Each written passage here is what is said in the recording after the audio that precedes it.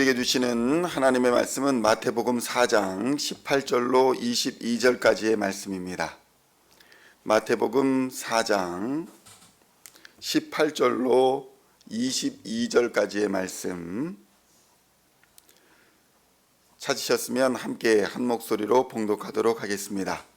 갈릴리 해변에 다니시다가 두 형제 곧 베드로라 하는 시몬과 그의 형제 안드레가 바다에 금을 던지는 것을 보시니 그들은 어부라. 말씀하시되 나를 따라오라. 내가 너희를 사람을 낚는 어부가 되게 하리라 하시니 그들이 곧 그물을 버려두고 예수를 따르니라.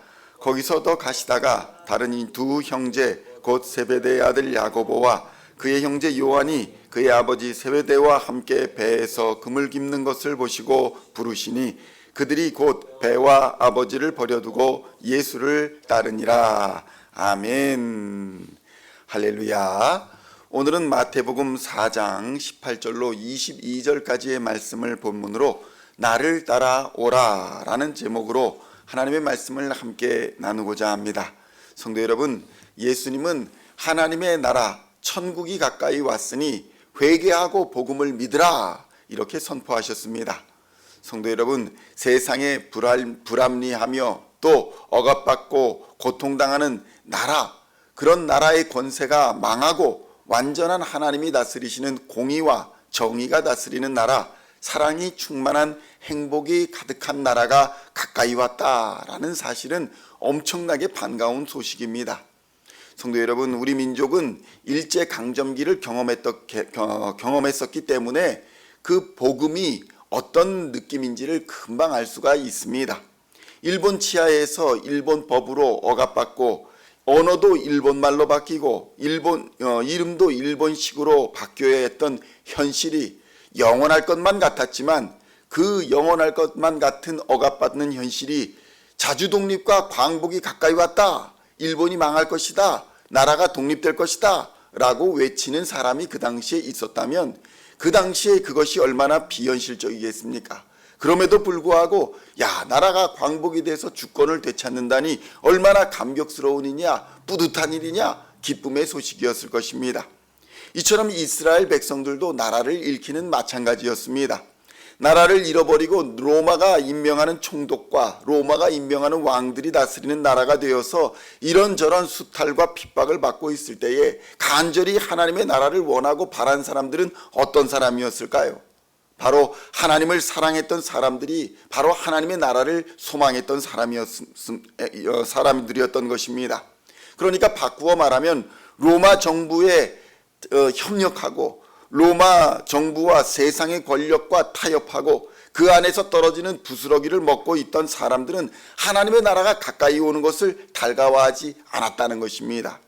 그러니까 우리나라도 마찬가지였을 것입니다. 일제강점기에 그 부역하던 사람들, 그들에게 붙어서 권세와 부를 누렸던 사람들이 조국의 독립이 온다라고 했을 때에 아마 그것을 반기지는 않았던 이유와 마찬가지일 것입니다. 결국 하나님의 나라는 세상보다 하나님을 더욱 사랑하는 사람들, 그런 사람들이 간절히 사모하는 것입니다. 하나님을 사랑하는 사람들이 회개하고 돌이켜 들어가는 나라가 바로 하나님의 나라인 것입니다. 하나님의 나라는 회개하고 하나님의 다스림 속으로 들어가는 것을 말합니다. 그때야 비로소 하나님의 나라의 권세를 누리게 되는 것입니다. 성도 여러분, 하나님의 나라는 바라보기만 하는 것이 아닙니다.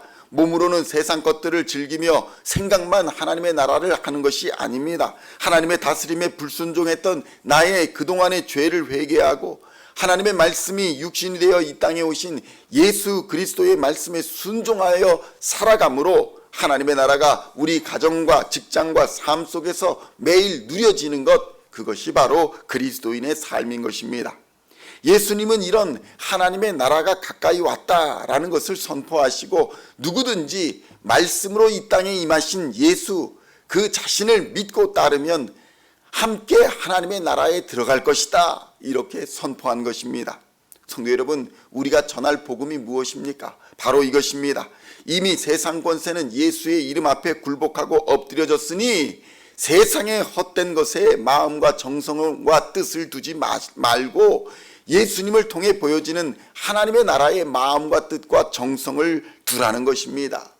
그리하면 그에게는 영원히 목마르지 아니하는 영생의 물이 솟아날 것이다. 이렇게 예수님께서는 말씀하여 주셨습니다. 예수님께서는 이 복음 전파의 사역을 시작하시면서 동시에 하신 것이 바로 제자를 찾아 부르시는 것이었습니다. 성도 여러분, 오늘 본문을 보면 예수님께서는 갈릴리 지역에서 복음을 선포하시다가 갈릴리 해변에서 그물을 던지고 있는 어부들을 부르시는 장면이 나옵니다.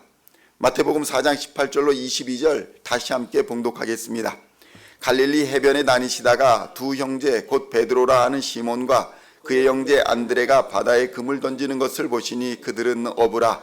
말씀하시되 나를 따라오라. 내가 너희를 사람을 낚는 어부가 되게 하리라 하시니 그들이 곧 그물을 버려두고 예수를 따르니라. 거기서 더 가시다가 다른 두 형제 곧 세베대의 아들 야고보와 그의 형제 요한이 그의 아버지 세베대와 함께 배에서 그물 깁는 것을 보시고 부르시니 그들이 곧 배와 아버지를 버려두고 예수를 따르니라. 아멘. 성도 여러분, 이렇게 예수님께서 직접 지명하여 부르신 사람들이 바로 베드로와 그의 형제 안드레, 야고보와 그의 형제 요한이었습니다. 이들이 나중에 등장하는 예수님의 제자, 디사이플이 되는 것입니다. 여기서 제자라는 단어가 헬라어로는 마데테스라는 단어를 쓰는데 이 단어의 일반적인 의미가 배우는 사람, 학생이라는 의미를 가집니다. 그러니까 스승을 통해서 지식이나 행할 것을 배우는 사람이 곧 마데테스, 제자라는 의미인 것입니다. 그런데 예수님의 제자들은 단지 지식을 배우는 수준이 아니라 스승이신 예수님을 따라가는 사람들을 의미했습니다. 예수님이 어부들을 만나셔서 그들을 제자로 부르시면서 하신 말씀이 무엇입니까? 바로 나를 따라오라 라는 것이었습니다. 이 말씀을 붙잡고 제자들은 그들의 세상이었던 바다와 그들의 모든 것이었던 그물과 배와 그들의 근원이었던 부모마저 떠나 예수님을 따라간 것입니다.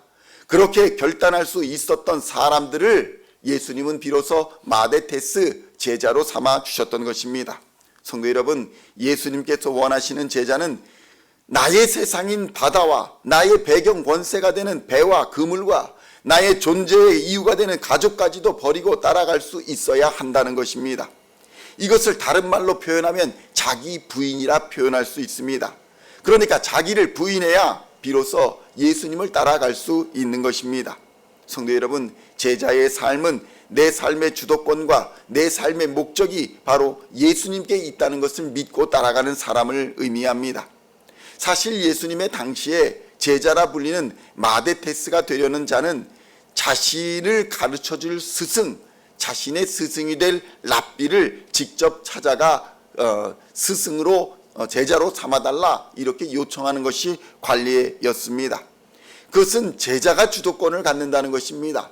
제자가 주도권을 가지고 자신의 목적과 자신의 필요를 만족시켜 줄 만한 스승에게 찾아가 자기의 스승이 되어달라 이렇게 요청을 했던 것입니다. 그런데 예수님께서는 어떻습니까? 그 반대입니다. 스승이신 예수님께서 주도권을 가지시고 제자들을 찾아가서 직접 불러주셨던 것입니다. 예수님께서 직접 갈릴리 해변으로 가셔서 고기들을 잡고 있던 물고기를 잡고 있던 사람들을 제자로 부르신 것입니다. 그렇기에 제자를 부르신 이유와 제자를 부르신 목적도 제자들이 된 사람들에게 있는 것이 아니라 부르신 예수님에게 있었다는 사실을 깨달아야 하는 것입니다. 제자를 부르신 목적과 이유가 우리에게 있는 것이 아니라 예수님께 있다는 것입니다. 내가 필요해서 예수님을 찾아간 것이 아니라 예수님의 필요와 목적이 있었기 때문에 우리를 찾아오셨다는 것입니다. 그래서 결국 예수님의 제자는 자신의 삶의 주도권을 그리고 목표를 온전히 예수님께 맡겨드리는 사람인 것입니다. 그렇다면 성도 여러분, 오늘날 우리는 예수님의 제자라고 불릴 수 있습니까? 여전히 나의 삶의 주도권을 놓지 않으면서 과연 예수님의 제자 마데테스라 불릴 수 있겠습니까?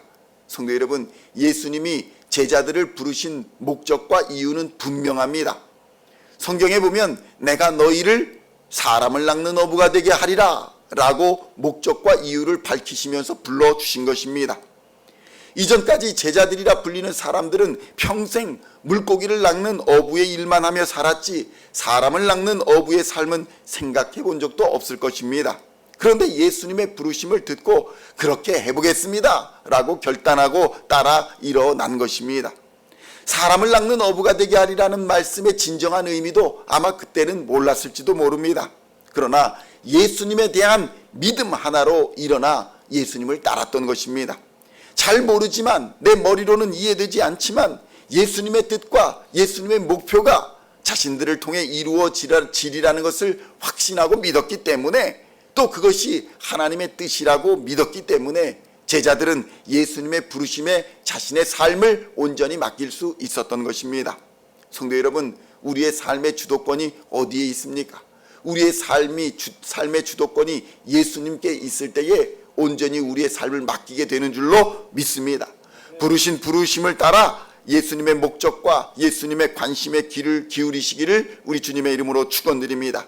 그리고 그 목적대로 살아가는 은혜가 있으시기를 축원드립니다. 그러므로 오늘도 여러분을 부르시는 예수님의 음성을 들으시고 예수님의 제자로 마데테스로 부름받아 하나님의 나라를 전하는 복음의 통로로 사용되어지는 우리 시온의 모든 성도님들 다 되시기를 우리 주 예수님의 이름으로 간절히 축원드립니다. 기도하시겠습니다. 하나님 아버지 감사합니다. 여전히 나의 삶의 주도권을 놓지 않으면서 입으로만 우리가 예수님의 제자 마데테스다 이렇게 부르고 있지는 않은지 이 시간 돌아보게 하시니 감사합니다. 이때까지 평생 바다를 우리의 생업의 삶의 터전으로 살며 물고기를 낚는 삶을 살아왔다면 이제는 생각을 바꾸고 마음을 바꾸고 뜻을 바꾸고 온전히 예수님이 부르신 부르심을 따라 나아갈 수 있도록 역사하여 주시옵소서.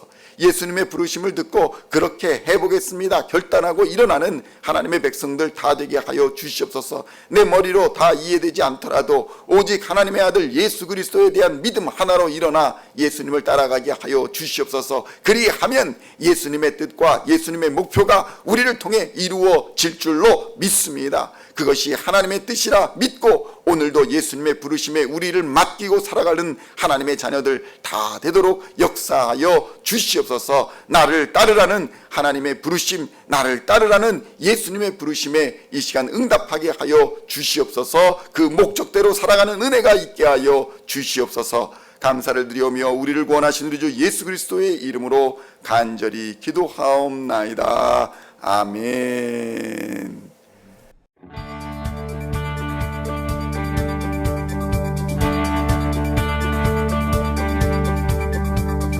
Singing songs of thy praise, we are coming to you.